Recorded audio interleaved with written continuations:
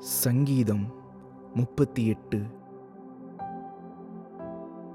கர்த்தாவே, உம்முடைய கோபத்தில் என்னை கடிந்து கொள்ளாதேயும், உம்முடைய உக்கிரத்தில் என்னை தண்டியாதேயும்.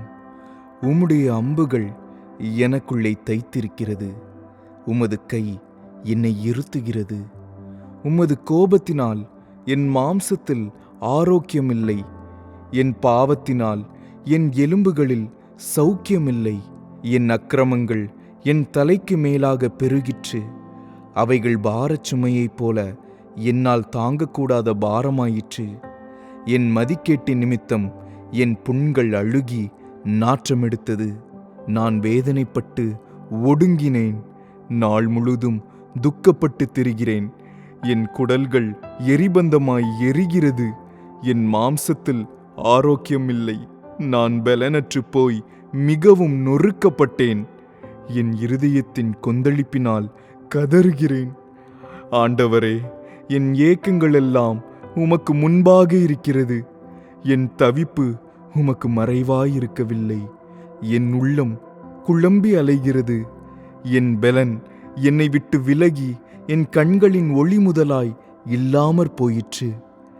என் சிநேகிதரும் என் தோழரும் என் வாதையைக் கண்டு விலகுகிறார்கள், என் இனத்தாரும் தூரத்திலே நிற்கிறார்கள்.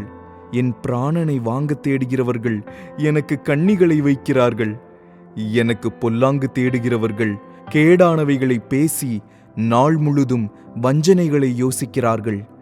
நானோ செவிடனைப் போல கேளாதவனாகவும் ஊமையனைப் போல வாய் திறவாதவனாகவும் இருக்கிறேன். காது கேளாதவனும் தன் வாயில் மறு உத்தரவுகள் இல்லாதவனுமாயிருக்கிற மனுஷனைப் போலானேன். கர்த்தாவே, உமக்கு காத்திருக்கிறேன். என் தேவனாகிய ஆண்டவரே, நீர் மறு உத்தரவு கொடுப்பீர். அவர்கள் என் நிமித்தம் சந்தோஷப்படாதபடிக்கு இப்படி சொன்னேன். என் கால் தவறும்போது என்மேல் பெருமை பாராட்டுவார்களே. நான் தடுமாறி விழ ஏதுவாயிருக்கிறேன். என் துக்கம் எப்பொழுதும் என் முன்பாக இருக்கிறது. என் அக்கிரமத்தை நான் அறிக்கையிட்டு என் பாவத்தின் நிமித்தம் விசாரப்படுகிறேன். என் சத்துருக்கள் வாழ்ந்து பலத்திருக்கிறார்கள், முகாந்திரமில்லாமல் என்னை பகைக்கிறவர்கள் பெருகியிருக்கிறார்கள். நான் நன்மையை பின்பற்றுகிறபடியால் நன்மைக்கு தீமை செய்கிறவர்கள் என்னை விரோதிக்கிறார்கள். கர்த்தாவே, என்னை கைவிடாதேயும். என் தேவனே, எனக்கு தூரமாயிராதேயும்.